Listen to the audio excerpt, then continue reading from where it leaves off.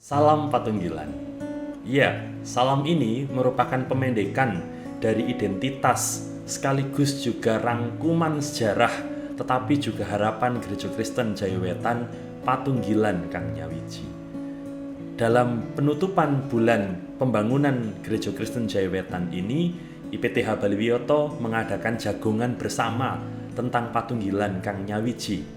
Supaya waktu jagongan kita cukup, maka pengantar untuk jagongan ini kami berikan sekarang, sehingga nanti hari Senin tanggal 30 Agustus ketika kita akan bersama-sama jagongan, waktu kita longgar untuk bercerita, berbagi, mungkin berkeluh kesah dan menyampaikan kehadiran kita dengan jujur dan utuh dalam jagongan itu.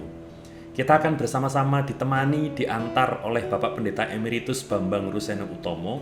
Beliau yang pernah memiliki pengalaman sebagai pendeta jemaat di Baliwioto, sebagai pengajar di berbagai macam universitas termasuk juga di Hong Kong, dan juga beliau pernah menjadi ketua Majelis Agung. Sehingga pengalaman beliau ini tentu saja cukup kaya untuk menemani kita dalam mengantar kita masuk dalam jagongan. Namun sebelum bersama-sama kita mendengarkan pengantar dari Bapak Pendeta Bambang Ruseno Utomo, kita dengarkan kesaksian dari rekan warga, majelis, pendeta tentang apakah dan bagaimanakah pengalaman, harapan, tantangan Patunggilan Kang Nyawiji menurut mereka.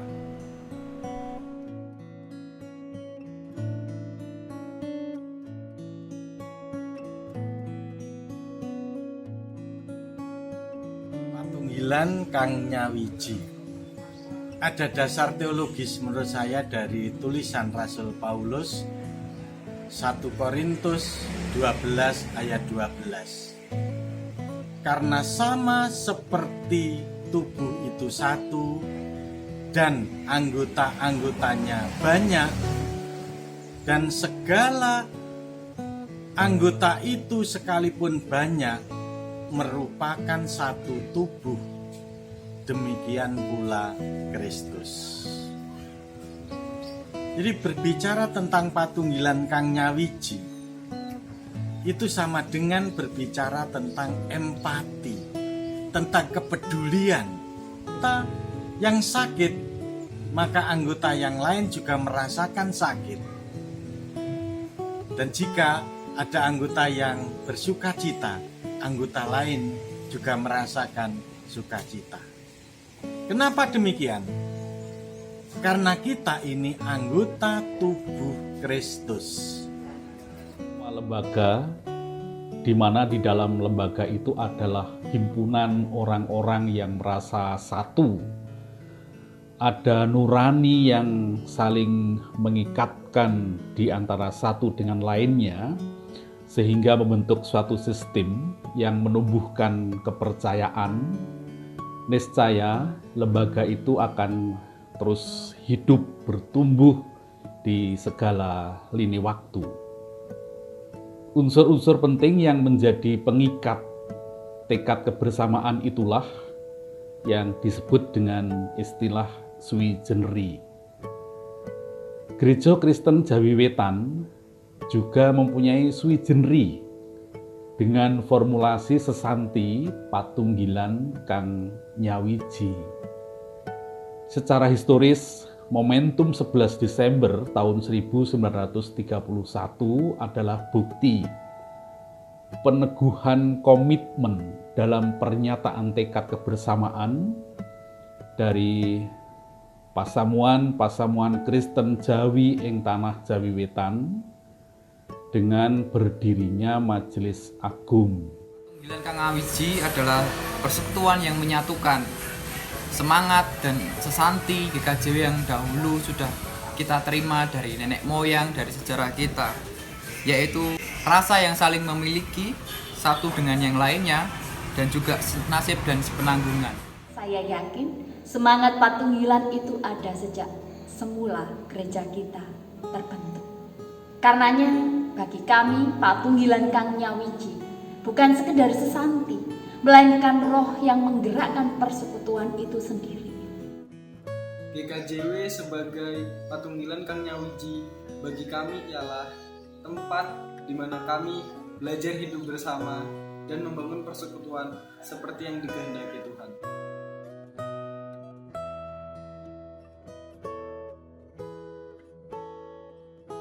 Dalam bergereja, kami merasakan kedalaman arti sikap peduli. Kami saling melibatkan diri, kami memperhatikan warga, seperti juga warga memperhatikan kami. Kami merasakan kedekatan yang sangat dalam antar warga. Di Besuki ada 6 kakak, 5 kakak adalah warga lanjut usia. 1 kakak keluarga muda, yaitu keluarga Haryanto Hardani dengan 3 orang putra. Dalam ibadah minggu, kami dilayani 2 kali 1 bulan oleh GKJW Bondowoso, 1 kali oleh Pendeta Emeritus Sugiri yang juga warga Kepandan Besuki, 1 kali dilayani oleh Majelis Besuki itu sendiri. Saya sangat banyak sekali kesempatan untuk merasakan bagaimana bersama dengan teman-teman, dengan warga yang lain, entah itu dari GKJ Madiun Lor, bahkan GKJW se-Jawa Timur, di mana saya merasakan banyak kesempatan untuk bersama, saling merasakan apa yang dirasakan teman-teman di kota maupun di daerah, di bagian timur maupun di barat, bagian utara maupun bagian selatan, dalam berbagai acara tentunya seperti kegiatan pemuda, kegiatan KPAR, anak-anak, dan kegiatan lainnya. Pengalaman yang kami dapat di GKJW Tumulur adalah kami diajak untuk terlibat dalam pelayanan-pelayanan di gereja. Meskipun ada beberapa dari teman kami yang kurang aktif dalam pelayanan di gereja, dan kadang kami juga mengalami perbedaan pendapat dan salah paham, tetapi kami berusaha untuk tetap bersama. Kami tetap berusaha untuk mengajak teman-teman kami yang kurang aktif dalam pelayanan untuk ikut ambil bagian dalam pelayanan kami. Dan kami juga saling memaafkan jika ada perbedaan pendapat dan salah paham untuk mencapai Patunggilan Kang Nyawiji. Karena kami tahu setiap orang ada kelebihan dan kekurangannya masing-masing. Satu hal yang saya amati selama melayani di GKJW adalah jemaat-jemaat yang semakin signifikan dalam memberikan proporsi terhadap pelibatan perempuan dalam pengambilan keputusan. Dan yang membahagiakan adalah ketika perempuan dipahami dan diterima sebagaimana sosok ibu bagi jemaat dengan segala karakter, sifat kodrati, dan juga sisi feminitasnya. Karena segala sesuatu tidak seimbang dan kurang lengkap tanpa sentuhan perempuan. Betul kan?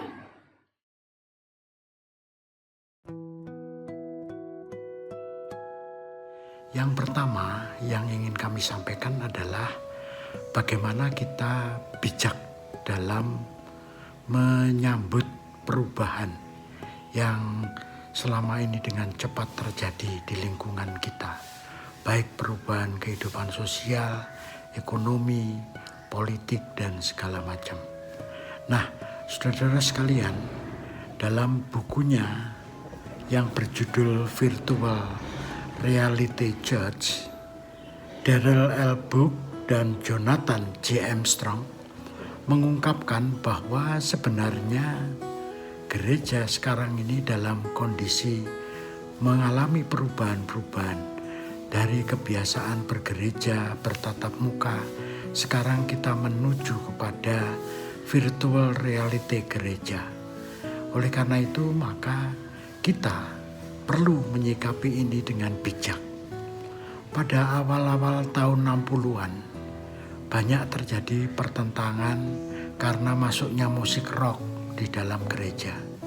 Orang-orang yang menganut dan merasa nyaman dengan tradisi yang ada, mencoba untuk menolak itu. Tetapi akhirnya hal itu tidak bisa dihindari. Akhirnya gereja-gereja juga banyak menyajikan lagu-lagu rohani dengan irama rock. Nah, seperti juga pengalaman selama saya bergereja, ternyata juga masih banyak dari antara kita yang mencoba menolak perubahan-perubahan yang terjadi.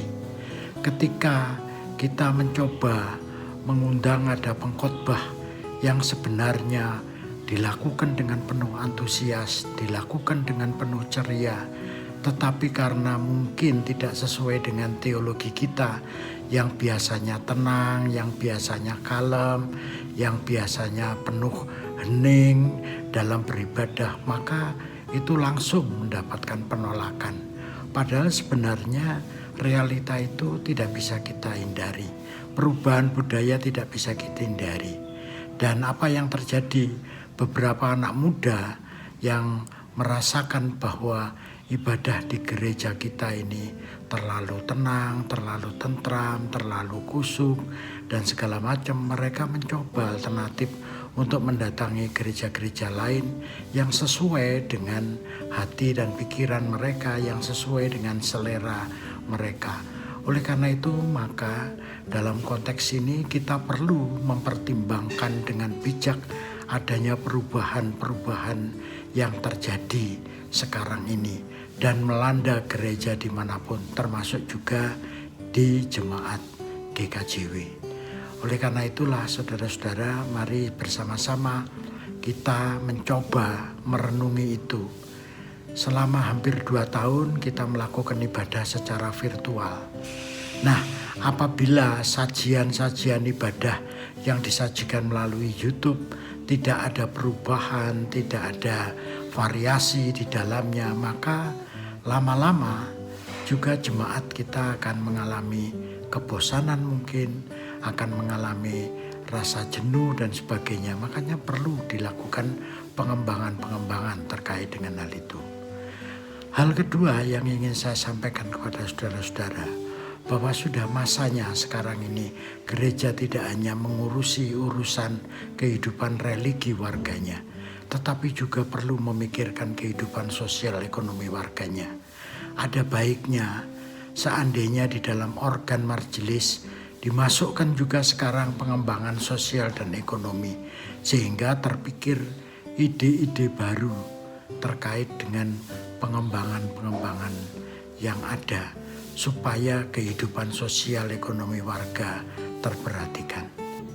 Tentu dalam hidup berjemaat, yang namanya patunggilan tidak selalu nyatunggil dalam ide, tidak selalu seirama dan sejalan. Ada kalanya pertentangan itu terjadi, perselisihan itu perlu dihadapi.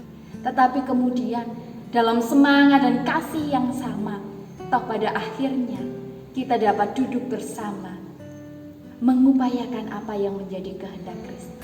Dan memang tantangannya sekarang adalah kita sangat susah untuk mengerjakan atau melakukan aktivitas yang berbau mengumpulkan massa, yang membuat kita saling mengikat, mempunyai perasaan yang sama dan euforia bahwa kita adalah keluarga, bahwa kita adalah satu.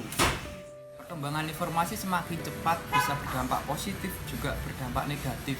Di situ banyak sekali informasi yang wirawiri dan tidak semuanya kebenarannya bisa diandalkan.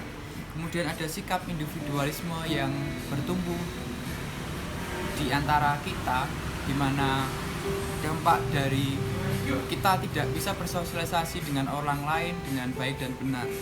Kemudian ada era di mana kita berkompetisi dengan semakin ketat dan cepat, sehingga kita melupakan bagaimana kita bermain, bagaimana kita memiliki aturan-aturan yang baik. Selanjutnya akan timbul egoisme dalam diri kita, karena kita sudah terbiasa untuk melakukan segala sesuatunya sendiri tanpa bantuan atau memperdulikan orang lain. Semangat patunggilan Kang Nyawiji itu semakin kuat terasa ketika kita bersama-sama menghadapi krisis, pandemi, bencana alam, dan berbagai pergumulan yang terjadi akhir-akhir ini membuat kita saling melihat. Sekalipun tidak mengenal secara pribadi, tetapi kita kemudian berempati kepada saudara-saudara sepersekutuan kita di jemaat-jemaat yang lain. Dan harapan saya ke depan adalah perempuan bisa diterima dan dipahami termasuk semua kelemahannya, yang mudah emosional, mudah baperan, mudah terluka karena kata-kata yang negatif dan stereotip, atau mudah patah hati karena diabaikan dan tidak didengarkan. Dan perempuan juga tidak ingin dipaitu hanya karena lama memutuskan, banyak pertimbangan, cerewet, ceriwis, ribet, karena perempuan juga tidak setiap saat bisa menjadi seorang Wonder Woman. Demikian saya memahami Patunggilan Kang Nyawiji seutuhnya.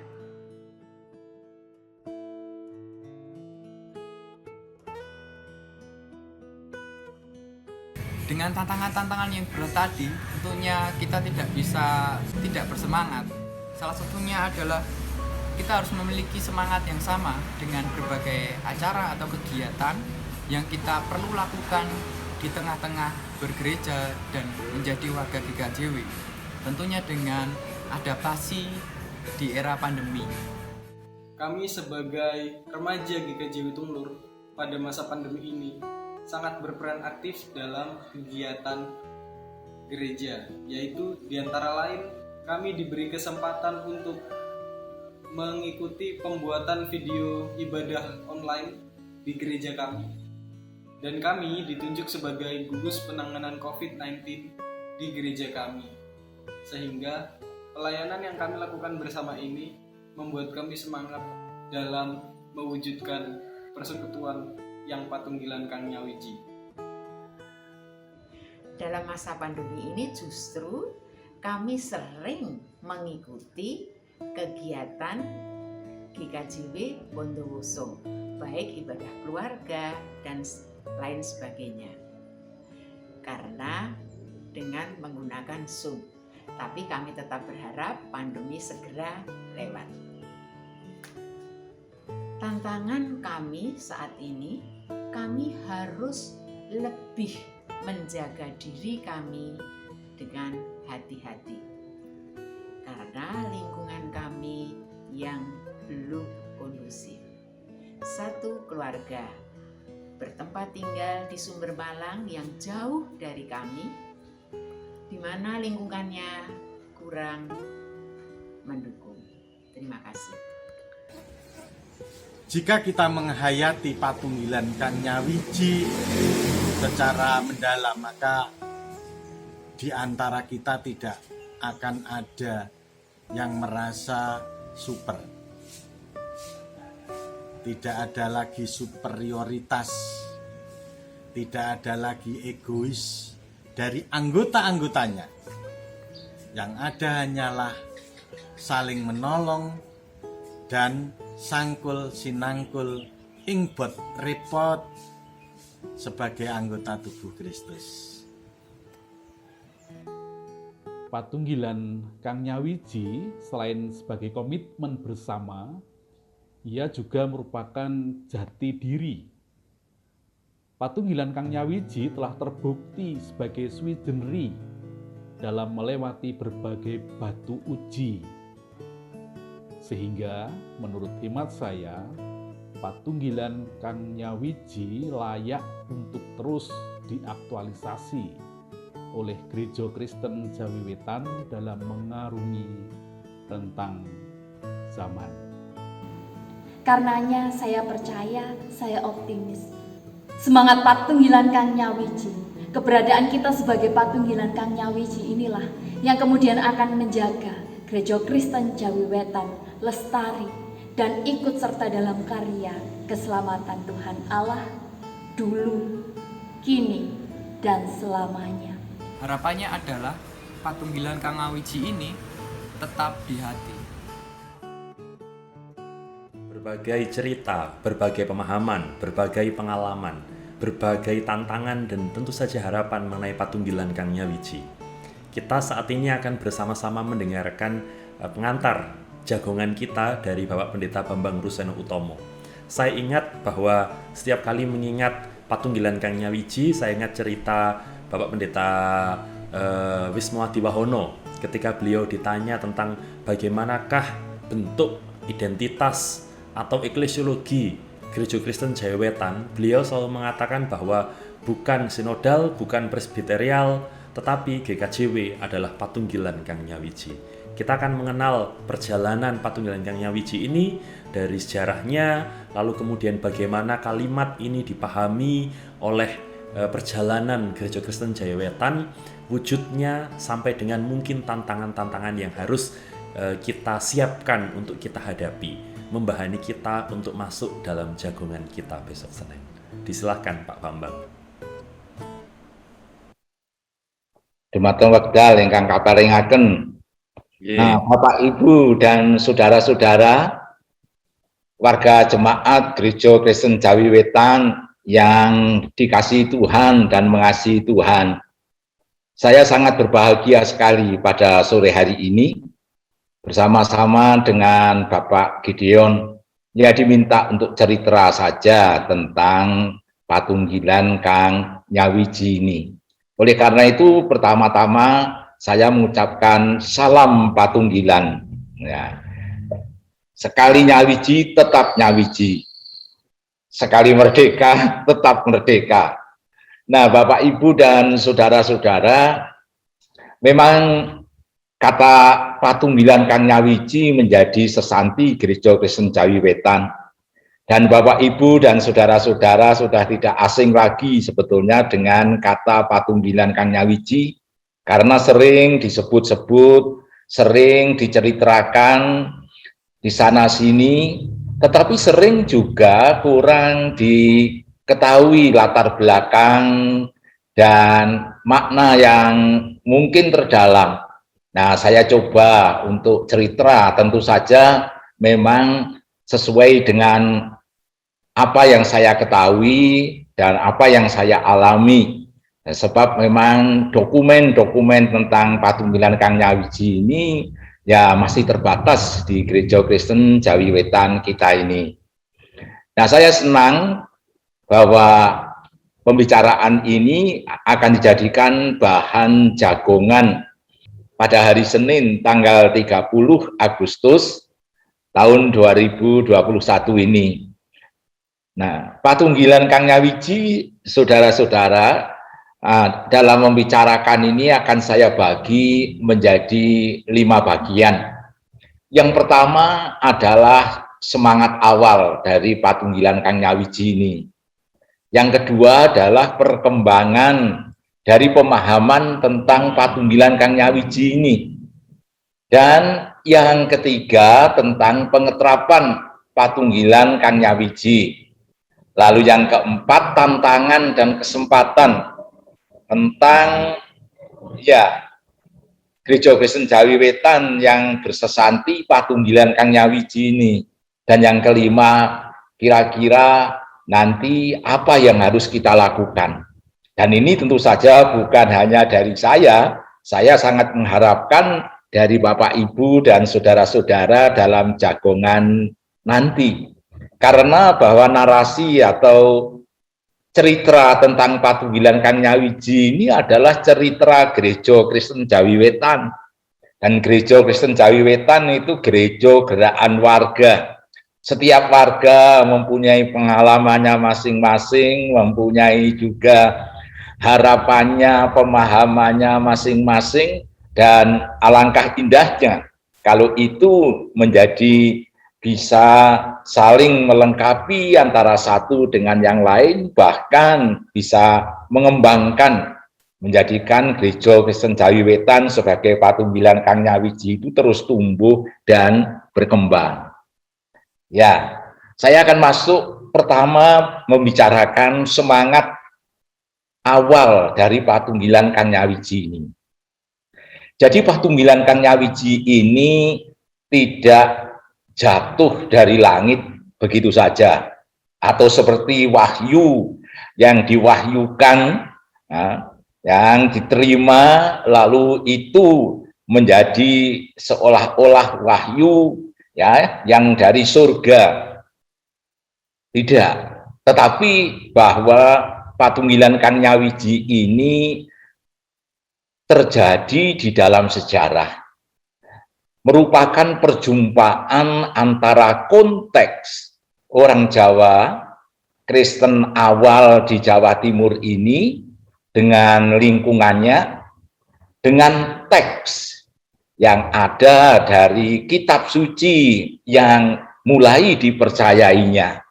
Lalu terjadilah di situ proses historis atau proses sejarah. Nah, saya tidak akan panjang lebar dalam berbicara tentang tiga pokok konteks, teks, dan proses historis ini. Karena semua sudah mengenal ini. Bahwa orang Kristen penerima Injil yang awal di Jawa Timur ini adalah orang Jawa. Orang Jawa. Walaupun yang mengabarkan Injil adalah memang ada orang katanya keturunan Jerman, yang satunya keturunan Belanda, ya, yang blasteran dengan Rusia, ya. Tetapi yang kami ingin ketengahkan adalah orang Jawanya ini. Nah, lalu dalam pendekatannya memang di sini dalam menerima Injil itu ada yang pertama itu pendekatan lewat kebudayaan Jawa, lewat ngelmu kejawen, katakan. Yang kedua memang ini pendekatan pietistis, nah, yang dibawa oleh Johannes Emde, yang pertama tadi Goleng. Nah, orang-orang Jawa ini, saudara-saudara, orang Jawa di Jawa Timur. Kita tahu bahwa Jawa Timur ini ada Jawa Mataraman, ada Jawa Pesisiran, ada Jawa Pendalungan karena tercampur dengan orang-orang Madura. Nah, dan ini memang juga membawa satu sifat tertentu. Pada dasarnya orang Jawa ini mempunyai karakteristik atau pribadi cinta harmoni, cinta keserasian, keselarasan, keseimbangan. Ya, mereka menerima perbedaan, mereka mengakui adanya perbedaan. Tetapi perbedaan tidak harus itu memisahkan antara satu dengan yang lain, memecah belah antara satu dengan yang lain. Ya, sehingga adanya perbedaan itu dipandang ya sebagai kekayaan untuk saling bersinergi antara satu dengan yang lain, saling melengkapi antara satu dengan yang lain, dan saling menyejahterakan antara satu dengan yang lain. Oleh karena itulah orang-orang Jawa ini dikenal juga anti polarisasi, anti pengkutupan, ya, bukan ini, bukan itu, ya. Mereka cinta harmoni, ya, sehingga ada istilah loro-loroning atunggal. Memang ada siang, ada malam, ada hitam, ada putih, tetapi itu tidak harus ya saling dilawankan antara satu dengan yang lain, tetapi itu adalah menjadi satu untuk saling melengkapi. Ya, ini saya kira corak dari budaya Timur, tidak hanya di sini saja, tapi juga di Tiongkok, di Korea, dan di tempat-tempat lain di Asia yang agak berbeda ini tentu dengan budaya di Timur Tengah atau di Eropa. Nah, yang kedua, orang-orang Jawa tadi, saudara-saudara, memang ada Jawa Mataraman, tetapi yang datang ke Jawa Timur itu Mataraman itu sudah Mataraman yang tidak asli seperti di pusatnya di Jawa Tengah, ya, di Ngayogyakarta, Hadiningrat, ataupun di Surakarta. Nah, di sini adalah Mataraman, ya, saudara-saudara, yang sudah tercampur dengan Jawa Timur, yang dimana kalau di situ ada Jawa pesisiran, nah ini sifatnya lebih terbuka, lebih egaliter, ya, dibandingkan dengan para priayi yang selalu jaga jarak, selalu jaga image. Nah, ini yang kedua tentang konteks itu tadi. Lalu kemudian saudara-saudara, dari konteks inilah orang-orang Jawa tadi setelah menerima keris yang tus, ya, Kristus itu sendiri, maka lalu mereka ini mengenal teks di dalam kitab suci. Nah, di mana Tuhan Yesus mengajarkan kepada muridnya untuk berdoa untuk kesatuan dari murid-muridnya, sebagaimana Bapa dan aku adalah satu, supaya mereka ini juga disatukan dengan Bapa, disatukan dengan aku, dan mereka adalah satu. Nah, lalu kemudian saudara-saudara, yang kedua, teks yang tentu sangat membekas sekali, atau yang sangat cukup mendalam menyentuh hati adalah ajaran dari Paulus. Di mana kalau Tuhan Yesus itu mengajarkan tentang pokok anggur dan cabang-cabangnya, engkau adalah cabang-cabang dan aku adalah pokok anggur yang sejati, di mana cabang-cabang ini terus tumbuh. Setiap cabang, saudara-saudara, akhirnya mempunyai bentuk dan rupa yang berbeda antara satu dengan yang lain, mempunyai tempat masing-masing, mempunyai lingkungan masing-masing, mempunyai karakteristik masing-masing. Nah, namun bahwa cabang-cabang itu akan mati kalau tidak terhubung antara cabang satu dengan cabang yang lain yang menghubungkan dengan pokok anggur itu sendiri. Nah, sehingga memang cabang itu ya, bisa terus tumbuh, bisa mengeluarkan bunga, bisa mengeluarkan buah, hanya kalau terhubung antara satu dengan yang lain dan terhubung dengan Kristus sendiri. Nah, Paulus di dalam menjawab tantangan yang banyak, baik di jemaat Korintus ataupun di jemaat-jemaat yang lain, nah, mengembangkan ajaran ini lebih jauh, saudara-saudara. Maka ada banyak gambaran yang diberikan oleh Paulus. Misalnya yang pertama, tubuh Kristus yang terdiri dari banyak anggota yang berbeda-beda antara satu dengan yang lain, namun semua itu disatukan ya dalam satu tubuh, satu kepala, Tuhan Yesus sendiri. Tiap-tiap anggota ini mempunyai tempatnya masing-masing, mempunyai karakternya masing-masing, mempunyai talentanya masing-masing. Nah, yang dihadapi oleh Paulus adalah ketika yang masing-masing dengan kelebihan-kelebihan itu dipertentangkan atau dibanggakan dan merendahkan yang lain. Nah, disitulah Rasul Paulus menjawab dengan ajarannya. Gereja adalah seperti bangunan yang hidup, yang terdiri dari batu-batu yang hidup dengan Kristus sendiri sebagai dasarnya. Nah, dan ada lagi yang menarik, gereja adalah surat Kristus.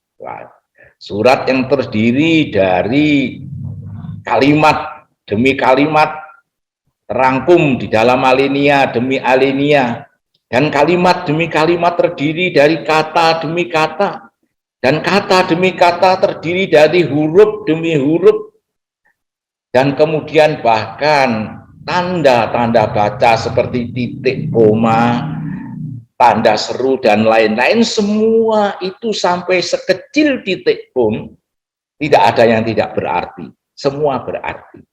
Nah, dengan kata lain, di sini memang di dalam teks itu difahami, saudara-saudara, gereja tidak pernah digambarkan sebagai sesuatu yang seragam, yang sama semua warganya. Nah, tidak, tapi selalu di dalam kesatuan ada keragaman, dalam keragaman ada kesatuan. Nah, unity in diversity, diversity in unity. Nah, itu saudara-saudara, latar belakang sosial budaya orang-orang Jawa yang itu memang sangat berperanan ya. Lalu kemudian terjadi proses historis, konteks dan teks tadi dibelebet, nah, dibelebet seperti rokok itu, tembakau dibelebet dengan klobotnya oleh proses historis, proses sejarah, bagaimana awal mula munculnya orang-orang Kristen di Jawa Timur ini, kemudian bagaimana muncul kelompok-kelompok di sana-sini. Mereka ini menebang hutan, saudara-saudara, membabat hutan, kemudian membangun desa-desa Kristen. Lalu kemudian dari satu desa, orang-orang di situ ketemu dengan desa yang lain. Loh, ternyata kita masih saudara. Kamu masih keturunan ini, mbah ini, buyut ini, ya. Canggah ini, wareng ini, loh kita ini masih satu keturunan, masih saudara sendiri. Nah, itu proses historis yang memang mungkin tidak terjadi saudara-saudara di gereja-gereja lain yang tumbuh di kota. Dan itu dari desa ke desa itulah kemudian ketika GKJW Madeg sebagai gereja dewasa itu, nah ini patunggilaning pasamuan-pasamuan Kristen ing Jawi Wetan. Jadi bersatunya, manunggalnya jemaat-jemaat Kristen yang ada di Jawa Timur. Nah itu, nah dari situ maka semangat awal Patunggilan Kang Nyawiji ini yang nyata sekali saudara-saudara adalah pertama peranan warga. Gereja tumbuh berkembang oleh peranan setiap warganya. Bayangkan mereka ini mencari ilmu ya kepada Tuan Kulen. Bayangkan mereka ini diusir oleh Tuan Kulen lalu membabat hutan ya. Hutan Kracil yang kemudian menjadi desa Mojowarno itu bagaimana mereka dari situ ada 5 gelombang ya pembabatan hutan dan membangun desa itu tidak dipimpin oleh pendeta-pendeta, tidak dipimpin oleh teolog-teolog, tidak dipimpin oleh misionaris bahkan. Mereka itu warga jemaat yang bekerja keras, gotong royong ya. Babat talas bangun desa baru ya, supaya jadi desa yang toto tentrem kerto raharjo. Nah, itu yang pertama, sehingga peranan warga ini sangat menonjol. Yang kedua, saudara-saudara, yaitu rasa persaudaraan sejati. Persaudaraan sejati memang pertama-tama mereka menemukan, loh kita ini masih keturunan mbah yang sama, ya buyut yang sama, canggah yang sama, wareng yang sama, tetapi bukan hanya itu. Persaudaraan sejati yang didasarkan ya kepercayaan kepada Kristus itu menjadi satu saudara, satu persekutuan. Nah, ini kuat sekali sejak awal, saudara-saudara.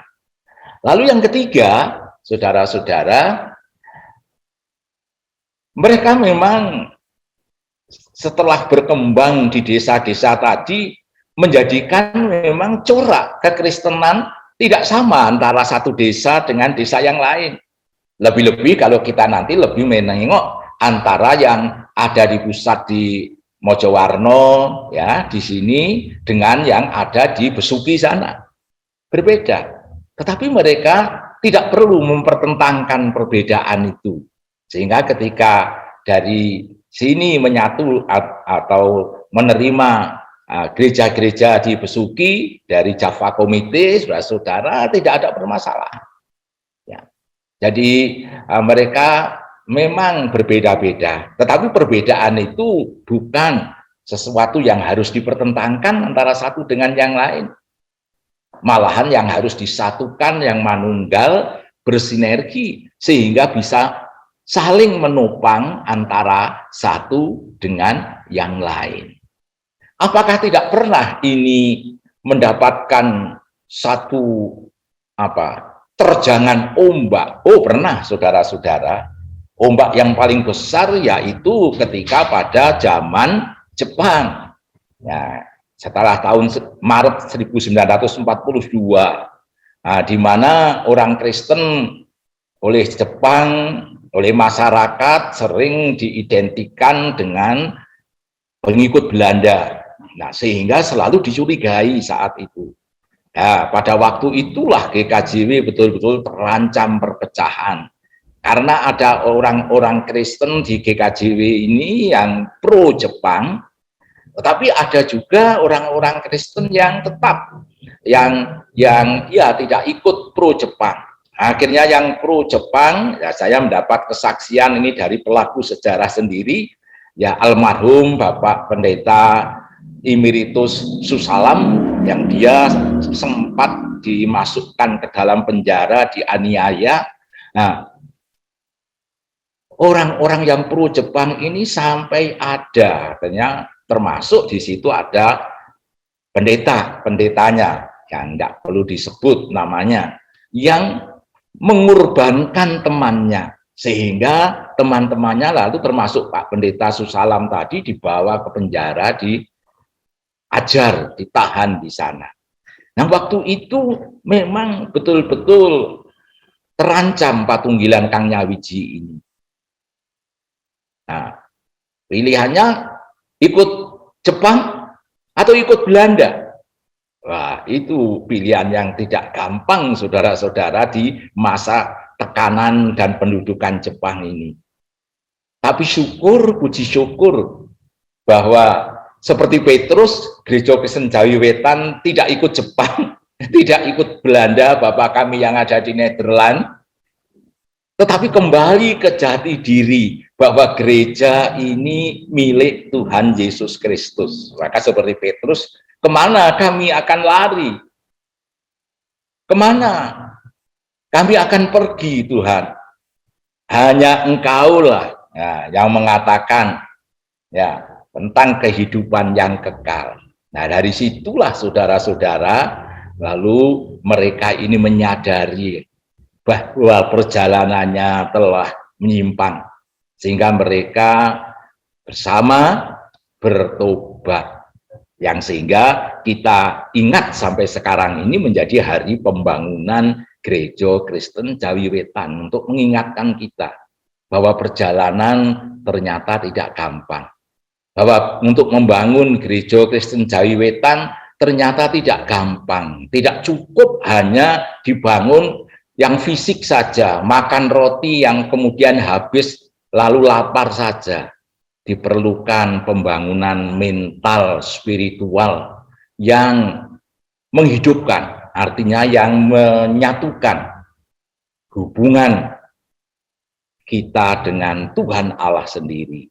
Manunggaling kawulo Gusti, Gusti kawulo. Dan itulah menjadi sumber, saudara-saudara, yang mengalirkan hikmat, kebenaran, kasih, apa saja, sehingga lalu terjadi pembangunan mental, akal budi, pembangunan visi.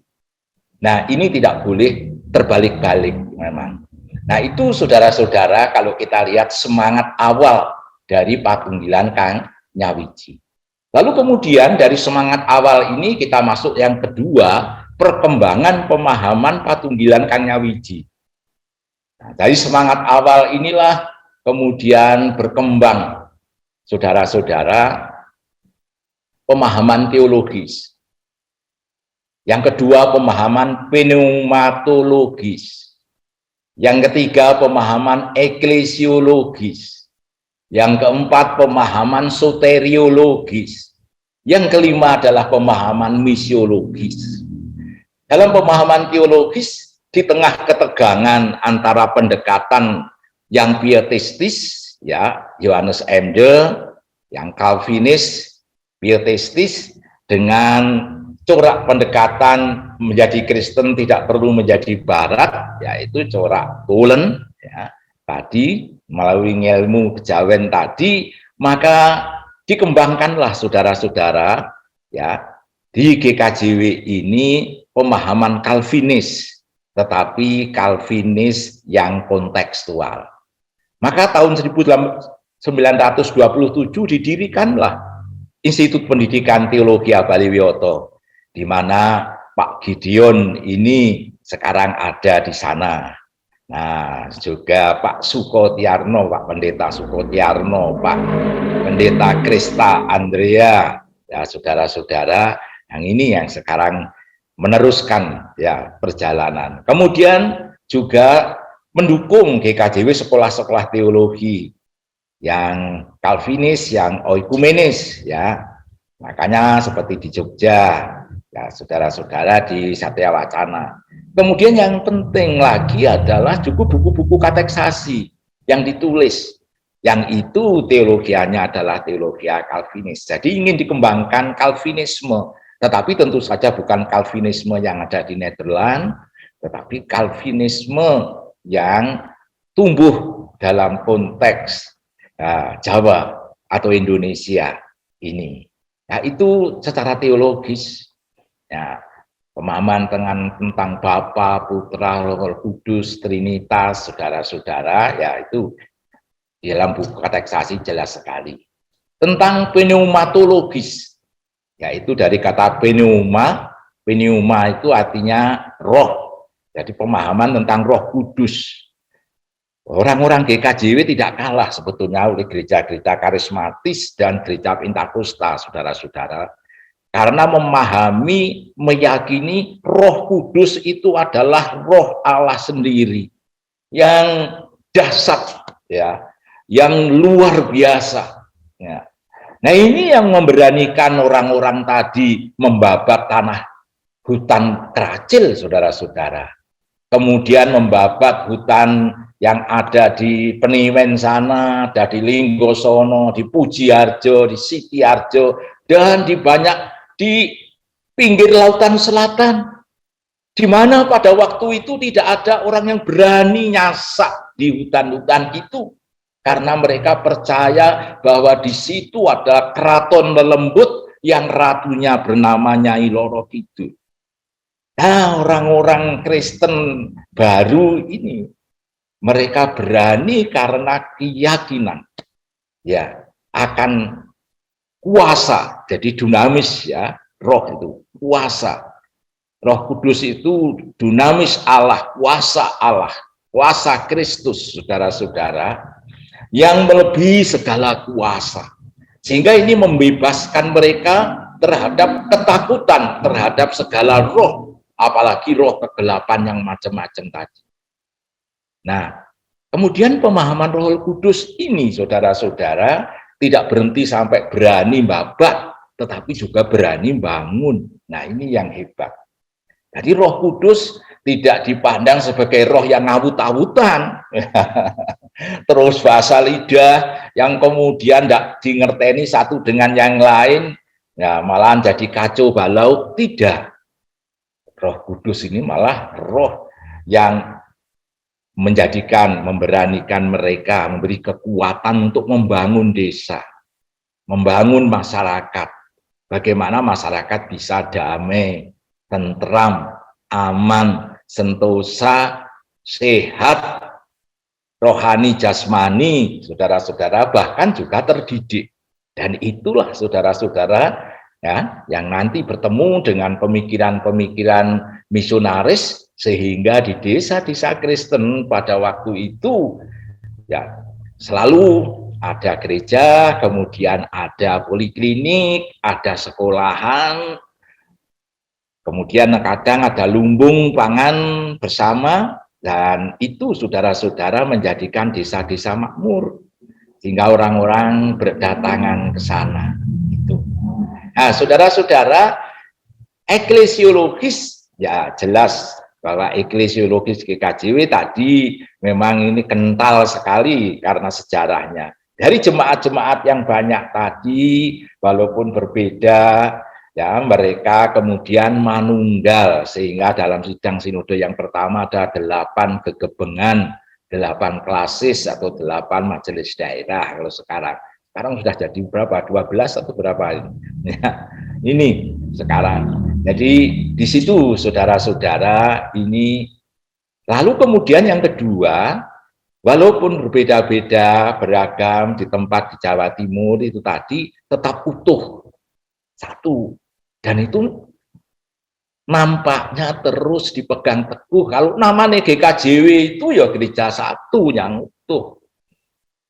Nah, sehingga kalau dibandingkan dengan gereja-gereja lain, sudah ada gereja lain, misalnya gereja HKBP di Batak sudah pecah jadi berapa, ya, GKI jadi pecah balik lagi, ya, GKJ, saudara-saudara, GKJW ini tetap utuh. Kalau ada yang tidak cocok atau yang berbeda, ya, berlawanan, ya mereka nyisih sendiri, ya, sehingga tidak mendirikan GKJW reformasi atau GKJW perjuangan misalnya, tidak, ya. Ya, ini yang menarik dari Gereja Kristen Jawi Wetan ini tadi tentang eklesiologi. Yang ketiga dari eklesiologi GKJW sudah sejak awal berdirinya gereja GKJW ini, ya, dimulai dari patunggilanipun pasamuan-pasamuan Kristen ing Jawi Wetan. Nah, jadi di Jawa Timur. Nah, ini dengan ini memang GKJW sudah ingin untuk menghadirkan diri, bukan ya sebagai gereja yang dari antah berantah tidak punya akar, punya akar. Ya, bukan gereja yang ekspansif yang ya terus ya sampai ke luar pulau bahkan luar negeri, tidak. Tetapi tetap di Jawa Timur sebagai gereja teritorial. Berapa kali ketua-ketua sinode, saudara-saudara, diminta, ditawari, ditantang untuk mendirikan GKJW di luar Jawa Timur. Nah, tapi dalam sejarahnya sampai sekarang, saya nggak tahu nanti selanjutnya, saudara-saudara, ya, sampai sekarang tetap kukuh, ya, GKJW itu ya ada di Jawa Timur, karena tugas dan panggilan kita ini di Jawa Timur. Dan ini gereja yang paling berakar, ya, karena mulainya adalah dari desa-desa, dari gunung-gunung, dari pesisir itu tadi, yang kemudian sekarang dalam perkembangannya masuk ke kota-kota, sehingga di kota-kota menjadi banyak GKJW. Tapi awalnya akarnya adalah dari desa-desa sono, saudara-saudara. Nah, itu tentang eklesiologi. Dalam soteriologis, saudara-saudara, ya disadari bahwa ada ketegangan sebetulnya di GKJW ini di dalam ajaran tentang keselamatan, ya, ya, ada ketegangan. Ketegangan ini sebetulnya ketegangan yang berakar dalam sekali, yaitu berawal dari konsep ngelmu, ya, ngelmu, angel ini durung ketemu, ketemu ya enggak angel. Dan ngelmu itu selalu bersifat pribadi, itu. Ketemu dengan pietisme dari kata pietas, pious, artinya kesalehan hidup, yaitu ajaran yang menekankan tentang kesalehan hidup melalui keselamatan pribadi demi pribadi. Bahkan lebih parah lagi, ada yang lebih ekstrem, keselamatan jiwa-jiwa. Sehingga kalau ketemu dengan orang GKJW selalu ditanya, nah, kamu sudah menyelamatkan berapa jiwa? Bingung orang GKJW, wah gak ngerti ya saudara, ini pertanyaan. Nah, ini dua inilah yang menjadikan konsep pemahaman keselamatan itu menjadi eksklusif, pemahaman keselamatan pribadi. Nah, kemudian ketemu dengan keselamatan, ya, ajaran keselamatan corak Calvinis, bahwa keselamatan itu keselamatan yang utuh, manusia seutuhnya, tidak hanya jiwa-jiwa, tetapi juga raganya, juga lingkungan sosial, lingkungan politik, lingkungan budayanya. Nah, sampai sekarang ini ketegangan itu masih terasa, ketegangan itu. Tapi GKJW tetap ingin mengembangkan Calvinisme yang kontekstual itu tadi. Nah, itu pemahaman tentang keselamatan. Nah, keselamatan utuh, ya, keselamatan di dunia, ya, rohani jasmani, termasuk lingkungan, juga keselamatan akhirat, ya, sehingga Tuhan Yesus memberikan jaminan untuk itu, Sehingga maka dia mengatakan, aku adalah roti hidup. Roti itu makanan pokok, seperti nasi, tetapi yang bisa menghidupkan. Nah, bukan menghidupkan dalam arti hidup ini. Hidup itu artinya bersatunya raga dan nyawa, itu hidup secara jasmani. Tetapi yang dimaksud di sini adalah roti yang menghidupkan hubungan manusia dengan Allah yang telah terputus oleh karena dosa. Nah, karena itu maka roti ini seperti kita bayangkan seperti gabah atau gandum, saudara-saudara, untuk menjadi roti itu prosesnya panjang. Harus dijatuhkan ke tanah, lalu ditimbuni tanah, ditimbuni kotoran, ditimbuni dosa, diinjak-injak, kemudian tumbuh besar, mengeluarkan bulir-bulirnya dituai, kemudian ditumbuk, digiling, saudara-saudara. Dan setelah itu ketemu berasnya, ketemu gandumnya, belum selesai dimasak sehingga menjadi seketul roti atau seketul nasi.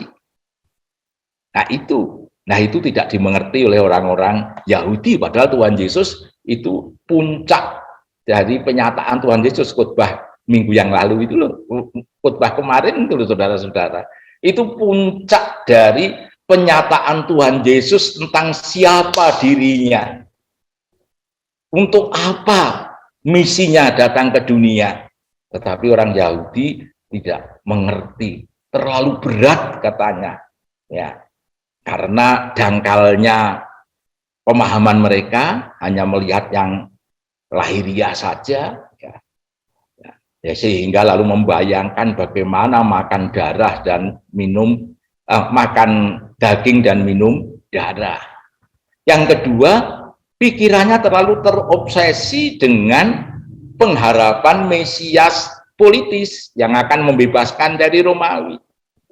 Nah, untung saudara-saudara 12 murid tidak ikut undur, tidak ikut pergi meninggalkan Tuhan Yesus. Sehingga tadi sudah saya singgung di depan, seperti pengakuan Petrus, kemana kami akan pergi?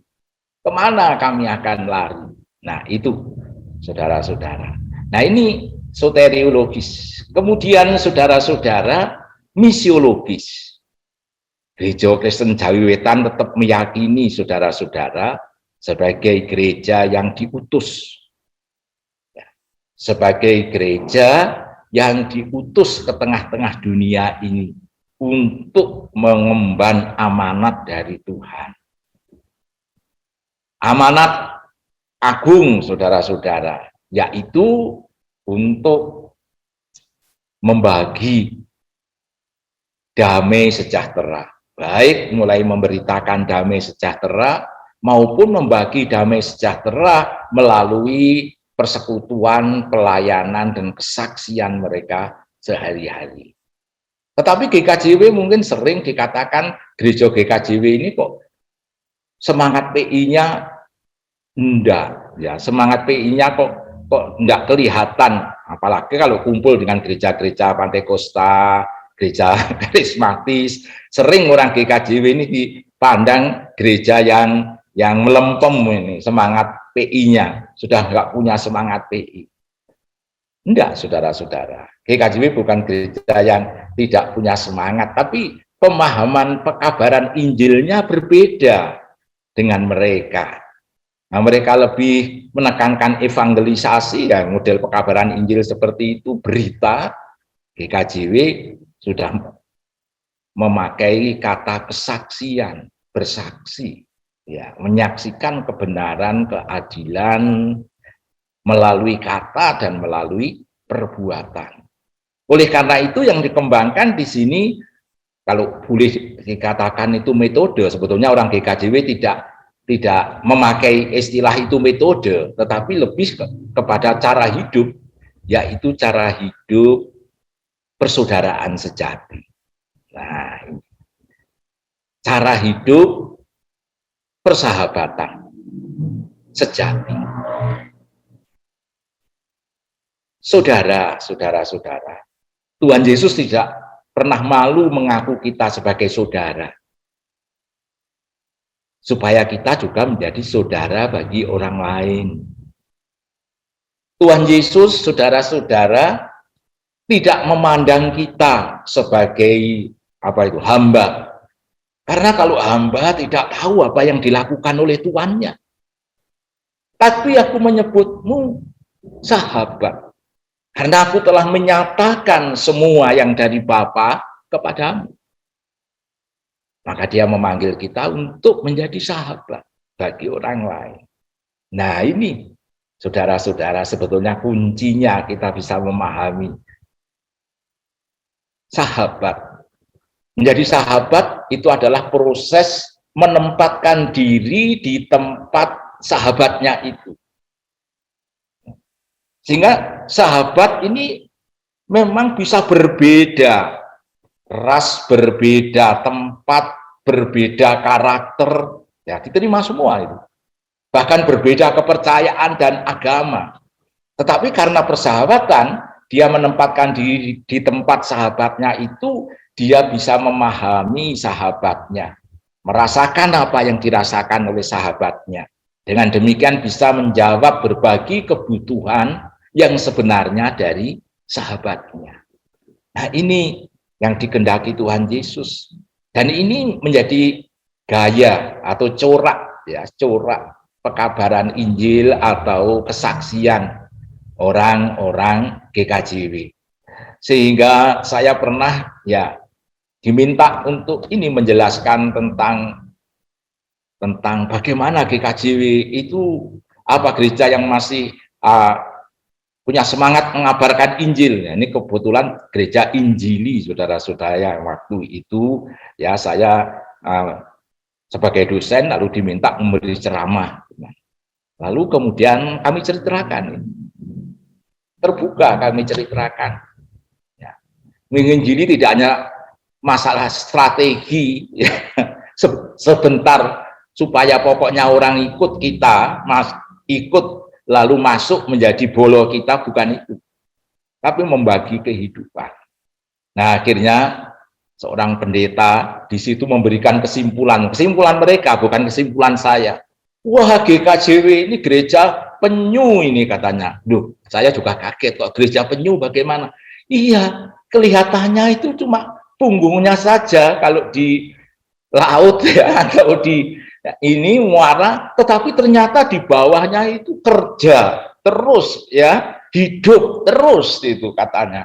Lalu berada di mana-mana di Jawa Timur. Nah kebetulan dia ini pernah memang ke Malang, ini orang Jakarta ke Malang, ya, dia tahu. Ya, saya tunjukkan GKJW itu, lihat di desa-desa yang banyak itu di pinggir lautan selatan sana. Nah ya, dia ini pendeta ini mengatakan, menyimpulkan seperti itu. Nah itu saudara-saudara yang kita teruskan sampai sekarang ini dengan pembangunan seutuhnya ini. Lalu dalam pengeterapan saudara-saudara ini juga ada 5. Dari yang pertama itu dalam struktur gereja. Sehingga tadi Pak Gideon menyebut, Pak Wismo ditanya oleh orang-orang di Jerman sana, GKJW itu strukturnya apa? Apa sinodal, apa presbyterial? Ya. Ini ataukah struktur piramidal? Dia menjawab, bukan sinodal, bukan presbyterial, tapi Patunggilan Kang Nyawiji. Struktur apa itu? Ya strukturnya GKJW yang hanya pada GKJW. Nah, tapi di luaran sana mereka sering mengatakan GKJW ini strukturnya sinodal presbyterial. Kalau pas sinodalnya itu menguat, saudara-saudara, ya kekuasaan sinodal menguat, makanya namanya sinodal presbyterial. Tetapi kalau pas presbyterialnya yang menguat, dibalik presbyterial sinodal. Nah ini kan orang luar yang namakan. Tapi GKJW tetap menamakan sebagai Patunggilan Kang Nyawiji. Jadi di sini sebetulnya tidak ada hierarkis piramidal. Artinya jemaat itu yang paling bawah, majelis jemaat paling bawah, pendeta di jemaat paling bawah, lalu MD itu adalah yang lebih tinggi, ya, sehingga pendeta atau orang yang dipilih di majelis daerah itu yang lebih tinggi, kemudian di sinode itu yang paling tinggi, kelip-kelip, saudara-saudara. Tidak, ya, tidak. Tetapi ini adalah, ya, kita memahami lingkup, nah, sehingga lingkup memusat dan menyebar. Nah, sehingga jemaat itu adalah di lingkaran yang paling luar, yang berada di tengah-tengah masyarakat, seperti lilin-lilin kecil yang ada di sana. Kemudian di lingkup lebih kecil, tolong juga apa itu, jeruk. Nah, lingkup paling lebih kecil itu adalah majelis daerah. Nah, kemudian lingkup yang pusat atau yang di tengah, yang di pusat ini, itulah majelis agung. Yang sebetulnya majelis agung adalah juga perwakilan dari jemaat-jemaat, ya, lewat majelis daerah. Sehingga tidak tinggi lalu rendah, tetapi lingkup luar memusat lalu memusat. Nah, itu saudara-saudara tentang struktur, ya, struktur GKJW ini. Sehingga dulu sering saya gambarkan seperti jeruk ini. Ini ada 12 ajar, 12 sisir. Nah, sehingga ini kalau ini memang ada MD, ada jemaat-jemaat di sisir, lalu tapi sinode yang ada di tengah. Nah, dengan kata lain juga, yang kedua, majelis jemaat ini adalah bukan sebagai atasan bagi jemaat, bukan, tetapi sebagai pusat edukator, ya, pusat pengajaran, pusat edukasi, pusat koordinasi, ya, pusat mengkoordinir semua warga yang ada. Kemudian juga di situ adalah pusat mobilisasi yang menggerakkan semua, dan yang bergerak, yang bekerja, ya, warga jemaat itu. Nah, inilah gereja gerakan warga tadi. Nah, itu saudara-saudara. Demikian juga majelis agung, saudara-saudara, fungsinya di tengah-tengah majelis daerah dan majelis jemaat adalah lebih seperti itu.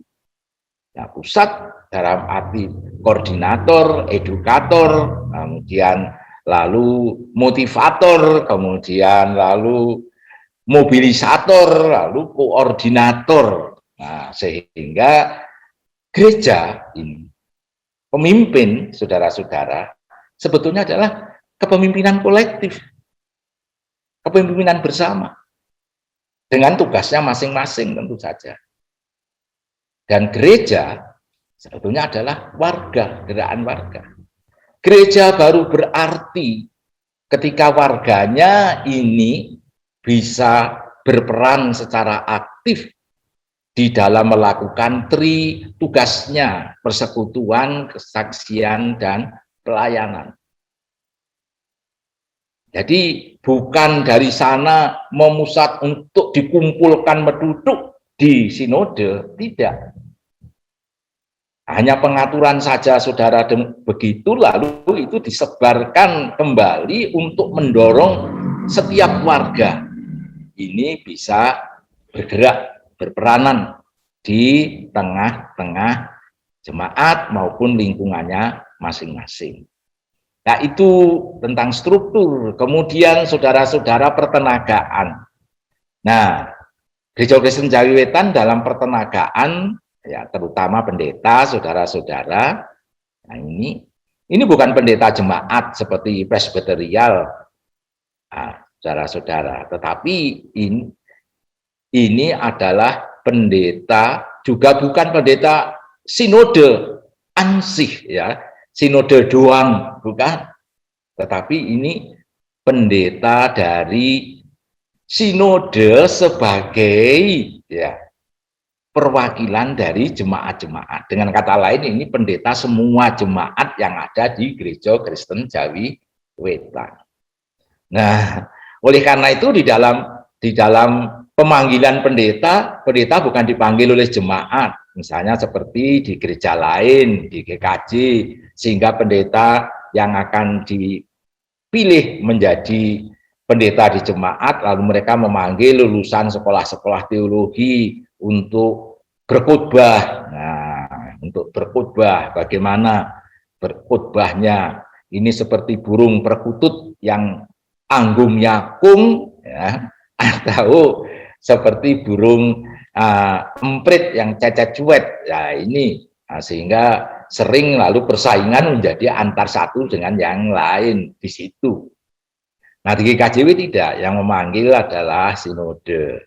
Kemudian ini ditempatkan sebagai vikar, saudara-saudara, di jemaat. Nah, nanti ketika sudah diangkat jadi pendeta, nah itu kalau sudah menempatkan pendeta, ini harus dalam persetujuan atau kesepakatan ya majelis jemaat, ya MD-nya, ya sinodenya, termasuk pendetanya itu diajak bicara. Nah, ini memang di GKJW tentang pertenagaan. Nah, sehingga adanya tenaga yang ada di jemaat itu adalah sebetulnya ya memang tenaganya jemaat-jemaat se-GKJW semua yang itu kebetulan ditempatkan di jemaat tertentu. Demikian juga yang ada di PHMA, ya, yang dipilih itu. Lalu kemudian saudara-saudara di dalam pemilikan dana, nah sawah-sawah semua harta milik GKJW ini adalah milik satu badan hukum, yaitu sinode, yaitu saudara-saudara. Lalu kemudian dikelola, harus dikelola dan dipertanggungjawabkan kepada sidang majelis agung. Nah, itu yang merupakan perwakilan dari MD-MD yang juga dari jemaat-jemaat. Lalu kemudian bahwa pada hakikatnya, pada asasnya tadi jemaat-jemaat yang tersebar di Jawa Timur tadi manunggal jadi satu. Lalu di situ saudara-saudara kebutuhan jemaat yang satu dengan yang lain, nah ini saling topang menopang. Oleh jemaat yang kuat menopang yang lemah. Nah begitu sebaliknya. Nah oleh karena itulah lalu muncul istilah dana patunggilan. Yang sebetulnya kalau diteruskan ya dana patunggilan Kang Nyawiji itu. Dalam dana patunggilan Kang Nyawiji ini saudara-saudara, maka tiap jemaat ini memang memberikan peranannya, memberikan apa ini, ya persembahannya. Nah, bukan mandek di sinode, tetapi supaya diatur sehingga lalu terjadi antara jemaat yang satu, yang kuat, yang besar, menopang yang kecil, yang lemah, demikian. Sehingga peternakaan GKJW juga tidak menemui masalah ketika ditempatkan entah di kota, entah di desa. Itu sama saja, cuma beda tempat, ya. Dan ini perlu memang disesuaikan dengan karakter pendeta, ya, pelayan yang melayani masing-masing itu.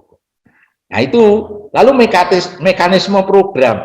Nah ini dalam program juga demikian. Saudara-saudara, sidang sinode memutuskan program-program apa, program besar. Lalu itu disosialisasikan ke majelis daerah, ke jemaat-jemaat. Lalu nanti dijabarkan. Ada program majelis daerah, ada program sinodal. Di sinodal itu ada dewan-dewan itu, dewan pembinaan teologi, dewan pembinaan wanita, dewan pembinaan anak dan remaja, ya, semua itu Ya, lalu ada program di MD. Nah, sehingga Dewan ini kerjasama dengan MD ini melakukan tugas ini. Lalu kemudian diteruskan sampai ke jemaat-jemaat. Sehingga dulu harapannya ya, kami itu berharap justru program-program ini akan gembel ya, akan lebat di jemaat-jemaat itu. Banyak programnya. Sehingga lalu di sini di MD lebih sebagai pemikiran strategis, yang di Majelis Agung ya di situ adalah yang membekali itu, Nah, sehingga dulu misalnya Institut Pendidikan Teologi Abale Wiyoto ini ada program misalnya yaitu pembinaan guru katekisasi. Nah, lalu buku katekisasi ditulis, lalu kemudian itu saudara-saudara diteruskan pembinaan di majelis daerah yang pesertanya dari jemaat-jemaat. Demikian juga dulu misalnya DPT punya program sadar, program satu Alkitab dalam rumah tangga, maka menerbitkanlah Pancaran Air Hidup. Menerbitkanlah dulu tuntunan penelaahan Alkitab. Menerbitkanlah dulu renungan harian untuk anak. Lalu itu saudara-saudara disebarkan ke jemaat-jemaat menjadi program jemaat bagaimana mendaratkan itu tadi, sehingga jemaat itu mempunyai waktu setiap hari untuk menelaah merenungkan firman Tuhan, kemudian menelaah Alkitab seminggu sekali, dan itu yang gembel adalah di jemaat-jemaat. Nah, itu saudara-saudara tentang program. Lalu yang terakhir dari pengeterapan ini, GKJW sebetulnya rindu ingin menghadirkan diri sebagai gereja yang terbuka. Bukan gereja yang eksklusif, yang tertutup, yang menjaga jarak dengan lingkungannya, bukan. Yang kedua, gereja yang inklusif. Dan kita punya ya modal budaya, modal mental spiritual ya, untuk menjadi gereja inklusif, gereja yang merangkul, gereja yang merengkuh. Nah, tadi karena persaudaraan yang sejati tadi, karena persahabatan yang sejati tadi, sehingga di GKJW memang ya mengembangkan misalnya dialog agama-agama, dialog Islam Kristen misalnya, ya di program Bale Wiyoto ini misalnya. Nah, itu adalah dalam kerangka ini untuk menjadi gereja yang inklusif. Ya. Lalu kemudian saudara-saudara, gereja yang terbuka, yang inklusif. Lalu yang ketiga sebetulnya harapannya GKJW ingin menjadi gereja yang terintegrasi, integratif dengan perjuangan masyarakat, pembangunan masyarakat dan bangsa.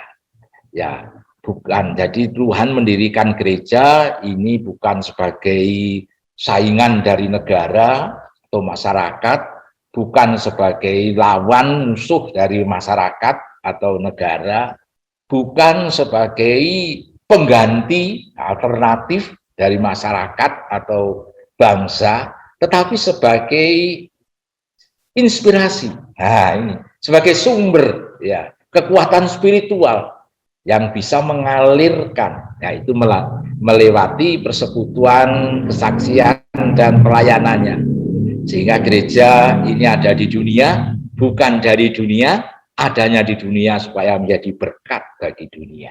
Nah, itu yang ingin dihadirkan oleh GKJW. Nah, sekarang tantangan saudara-saudara dan kesempatan ini.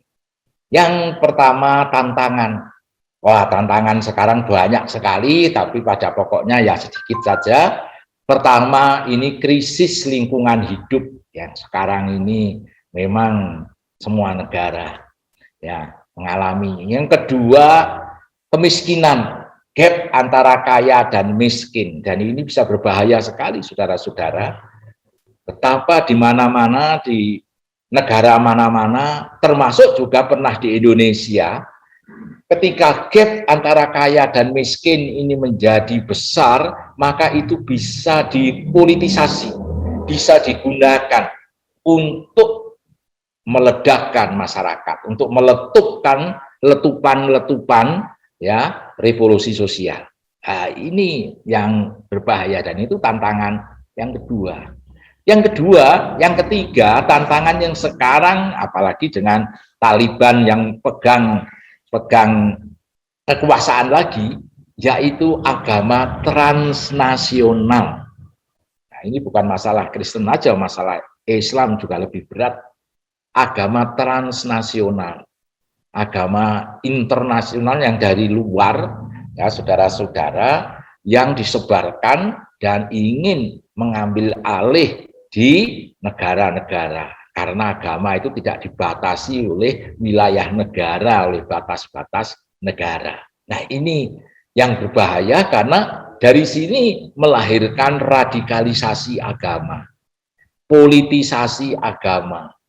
Ya, saudara-saudara, diskriminasi dan penindasan terhadap minoritas. Nah, ini agama transnasional yang sekarang dihadapi semua saja. Yang paling parah adalah terorisme.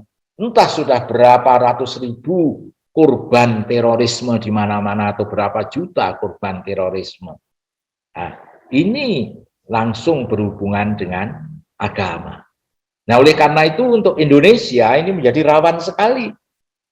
Bayangkan kalau agama-agama yang ada di Indonesia saling memandang yang lain sebagai musuh, nah, lalu menerima, mengadaptasi agama transnasional, sehingga lalu terjadi peperangan, perang tanding, medan laganya di Indonesia, karena saling mengkafirkan antara satu dengan yang lain.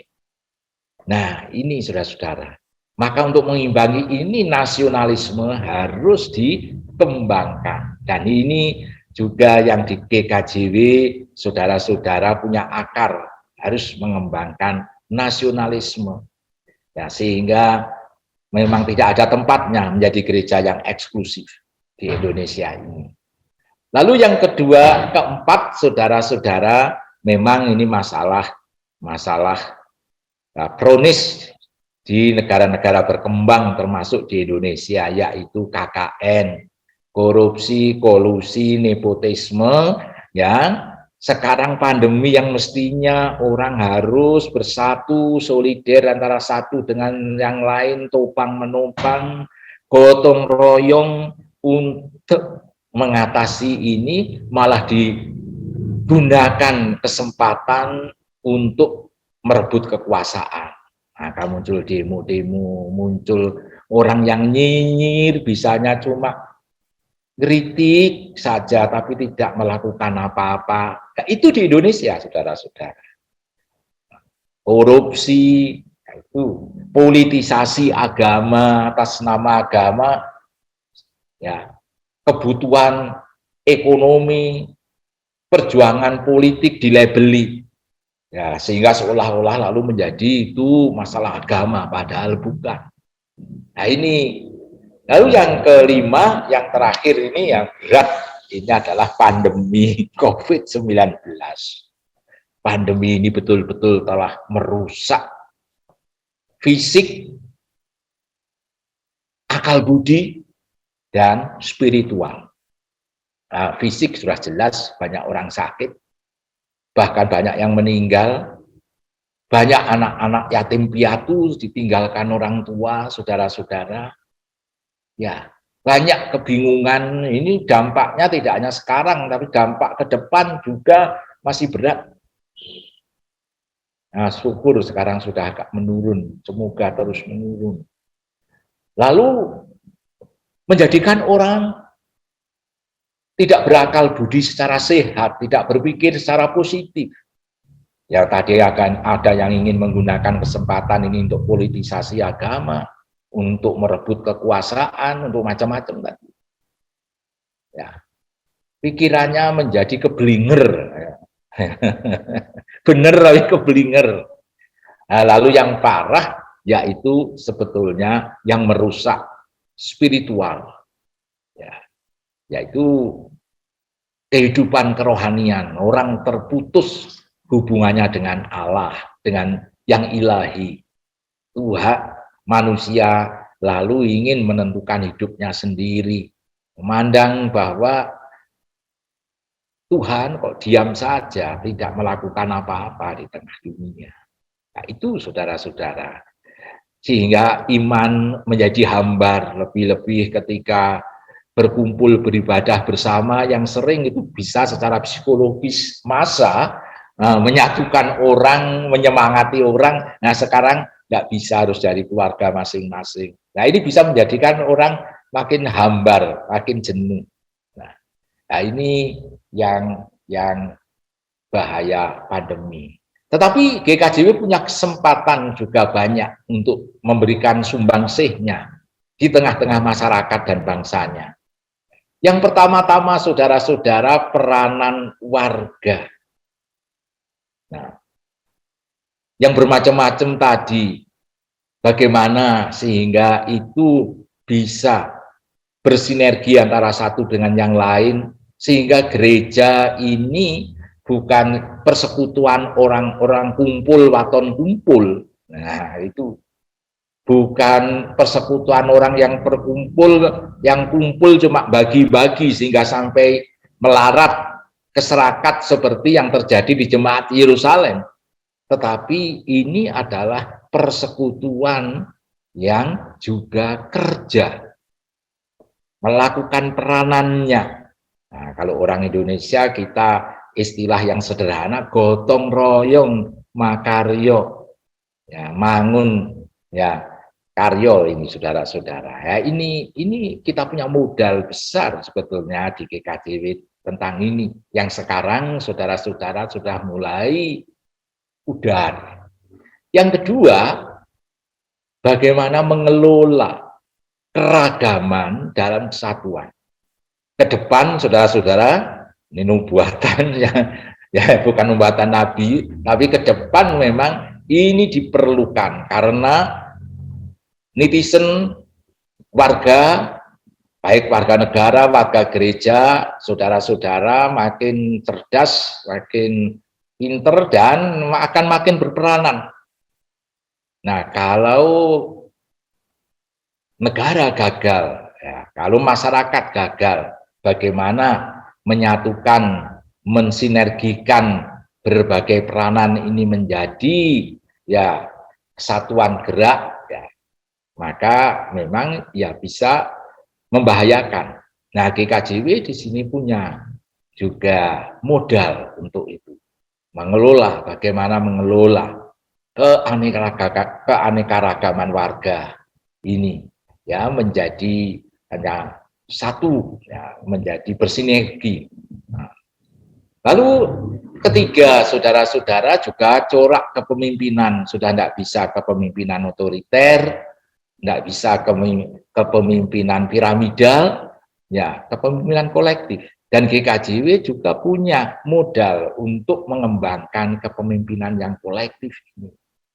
Pokoknya ya itu, asal jangan menjadi sinodal. Nah, ini. Nah, lalu yang keempat, saudara-saudara, kita punya budaya Jawa. Kita punya modal budaya Jawa. Di tengah-tengah ini, ya, yang lokal-lokal makin tergerus, GKJW bisa tetap mempertahankan ya budaya Jawa, yaitu tentang bahasanya. Nah, makanya generasi muda jangan mau kehilangan bahasa Jawa. Enggak apa-apa, bisa bahasa Inggris, bahasa Perancis, bahasa Jerman, tapi bahasa Jawanya jangan dihilangkan. Ini akar, ya, akar kita. Lalu bahasa Indonesia, nah, lalu bahasa internasional. Ini kita punya budaya Jawa. Dan yang keempat, budaya Jawa ini juga, saudara-saudara, budaya yang cinta harmoni tadi. Ya, itu modal besar. Budaya yang inklusif itu tadi, itu juga budaya ya, itu modal besar juga. Nah, itu kesempatan nanti bisa kita kembangkan dalam jagongan. Yang kelima, saya tidak ingin menjawab sekarang. Dan yang kelima, apa yang harus dilakukan GKJW sekarang? Nah, nanti itu justru sumbang sih dari jagongan nanti. Nah, kita akan nampung saudara-saudara. Nah, terima kasih atas perhatiannya. Semoga ini hanya sebagai pendahuluan yang menghantar kita semua untuk masuk kepada jagongan yang akan kita lakukan hari Senin nanti. Terima kasih Pak Gideon. Kami kembalikan waktu kepada panjenengan. Terima kasih sekali Bapak Pendeta Bambang Ruseno untuk pengantar yang luar biasa. Saya yakin segala kekayaan yang boleh beliau sampaikan boleh membahani kita untuk bersama-sama berdiskusi mewujudkan segala cinta kita kepada Gereja Kristen Jawi Wetan. Mungkin kadang-kadang cinta yang gregeten, mungkin kadang-kadang cinta yang kemudian penuh welas asih. Mari bersama-sama jagongan. Pengantar ini kiranya memampukan kita untuk bisa jagongan dengan lebih berisi, lebih utuh. Setiap pendapat dihargai, setiap orang kehadirannya diapresiasi. Sampai bertemu hari Senin 30 Agustus 2021 di Zoom dan di YouTube Gereja Kristen Jawi Wetan dalam jagongan Patunggilan Kang Nyawiji. Salam Patunggilan.